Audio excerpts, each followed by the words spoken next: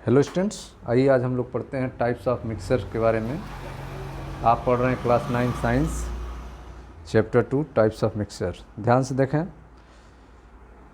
Types of mixer कितने प्रकार होते हैं। Depending upon the nature of components that form a mixture we can have different type of mixtures. ठीक है, depending upon the nature of component. ठीक है, component के नेचर के आधार पे मिक्सर जो होते हैं वे फॉर्म होते हैं, उनको तैयार किया जाता है।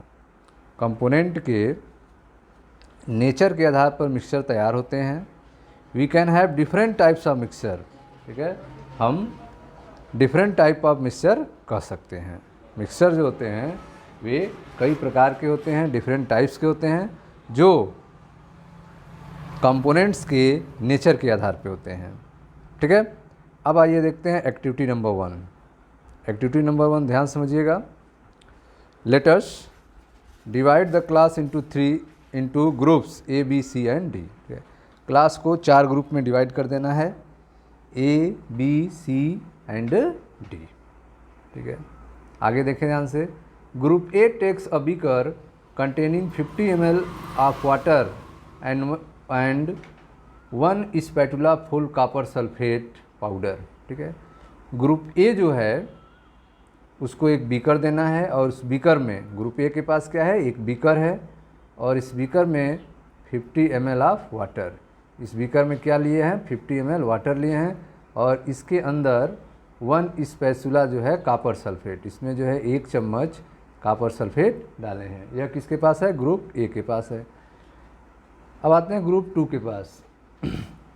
Group 2 takes 50 ml of water and 2 spatula full from copper sulphate powder in a beaker. ठीक है, ग्रुप बी जो है उसके पास भी जो है आपका 50 ml वाटर है, और इसमें 2 स्पैचुला जो है कॉपर सल्फेट इसमें मिक्स किया गया है।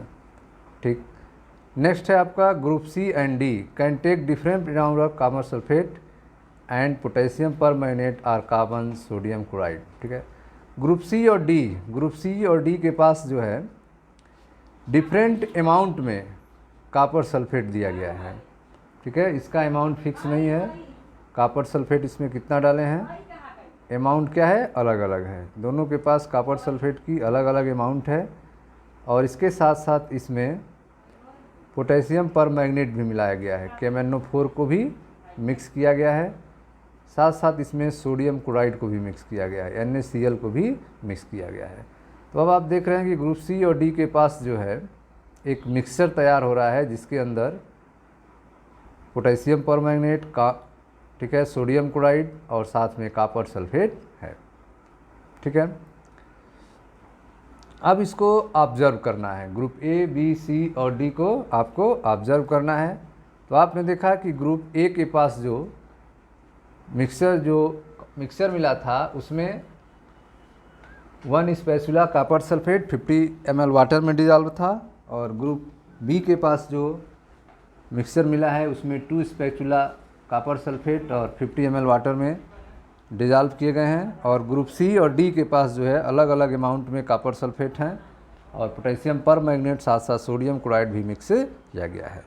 इनसे हमें रिपोर्ट क्या मिलता है, report the observation on the uniformly colour and texture. ठीक है, अब इन चारों का आपको रिपोर्ट देखना है, ऑब्जर्व करना है, ऑब्जर्वेशन करना है कि इनका कलर और टेक्सचर कैसा है, इनका कलर कैसा है और टेक्सचर बनावट कैसा है। ठीक है, उसे यूनिफॉर्मिटी को हमें पहचानना है।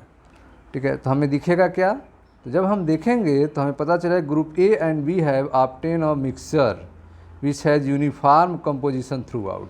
ठीक है, ग्रुप ए और बी को जो ऑब्टेन हुआ वह मिक्सर है, और उस मिक्सर का which has a uniform composition of through out.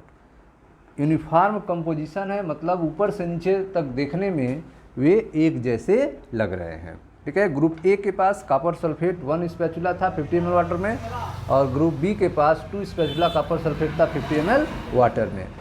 ठीक है, तो ग्रुप ए का जो है कॉपर सल्फेट का ज़्यादा कलर आएगा, ब्लू कलर ज़्यादा हल्का कलर होगा क्योंकि 1 स्पैचुला ऐड किए थे, और ग्रुप बी के 50 ml वाटर में 2 स्पैचुला कॉपर सल्फेट ऐड किए तो उसका ज़्यादा कलर होगा। ठीक है, लेकिन उनमें कंपोजिशन देखा जाएगा तो यूनिफॉर्म कंपोजिशन थ्रू आउट, तो पूरी जगह जो है एक जैसा कलर दिखेगा। ठीक है, such mixtures are called homogeneous mixture or solution. ठीक है, तो ऐसे मिक्सचर को होमोजीनियस मिक्सचर कहते हैं या फिर सोल्यूशन कहते हैं। तो ग्रुप ए और बी के द्वारा जो मिक्सचर तैयार हुआ है वह mixture through out composition same है, ऐसे मिक्सचर को होमोजीनियस मिक्सचर या फिर सोल्यूशन कहते हैं।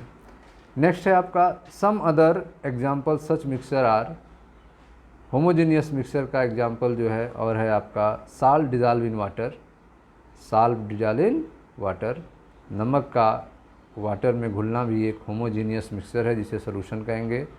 नेक्स्ट है sugar dissolve in water, sugar dissolve in water, sugar जो है वाटर में डिजॉल्व होता है, यह भी एक होमोजीनियस मिक्सचर का एग्जाम्पल है। ठीक है, आगे देखते हैं।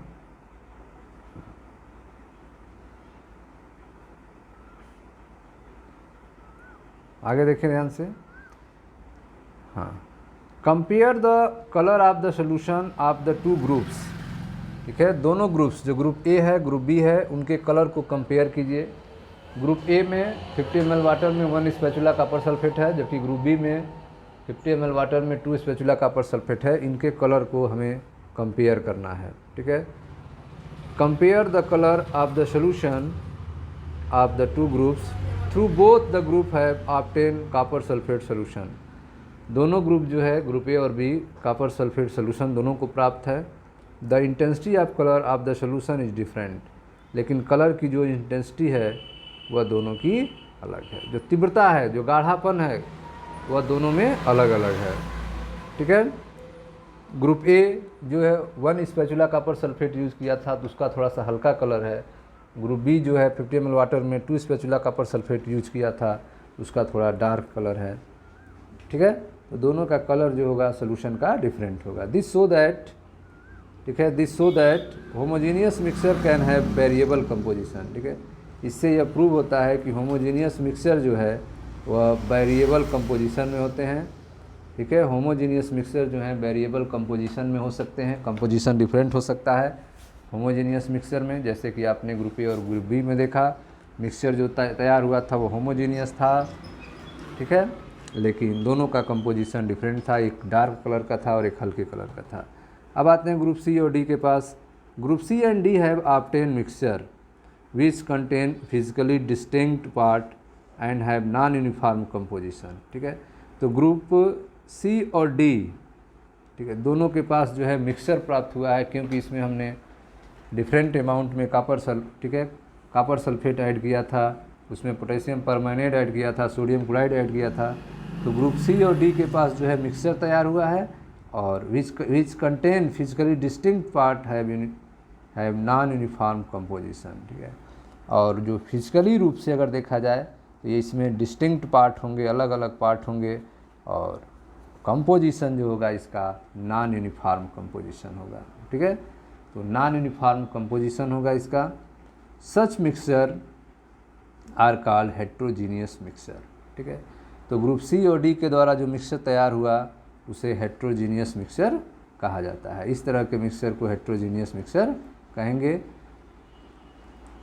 Mixture of sodium chloride and iron filing, salt and sulphur and oil and water are example of heterogeneous mixture. ठीक है, तो यहाँ पे मिक्सचर देखें, जैसे mixture of sodium chloride and iron filing, sodium chloride और आयरन फाइलिंग की जो मिक्सचर होगा वह हेट्रोजीनियस मिक्सचर होगा। ये आपस में होमोजीनियस मिक्सचर नहीं बना पाएंगे, एक जैसा कंपोजिशन नहीं दिखा पाएंगे, इसलिए सोडियम क्लोराइड और आयरन फाइलिंग का लोहे के मुरादा और सोडियम क्लोराइड का जो मिक्सचर होगा वह हेट्रोजीनियस मिक्सचर होगा। उसी तरह से साल्ट एंड सल्फर, साल्ट और सल्फर का जो मिक्सचर होगा यह भी हेट्रोजीनियस मिक्सचर है। आयल एंड वाटर, आयल और वाटर का जो मिक्सचर होगा यह भी आपका हेट्रोजीनियस मिक्सचर होगा। ठीक है, यह एग्जांपल है आपके हेट्रोजीनियस मिक्सचर के।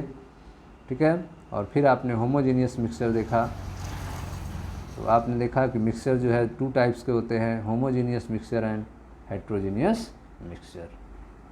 ठीक है, होमोजीनियस मिक्सचर्स को सोल्यूशन भी कहा जाता है।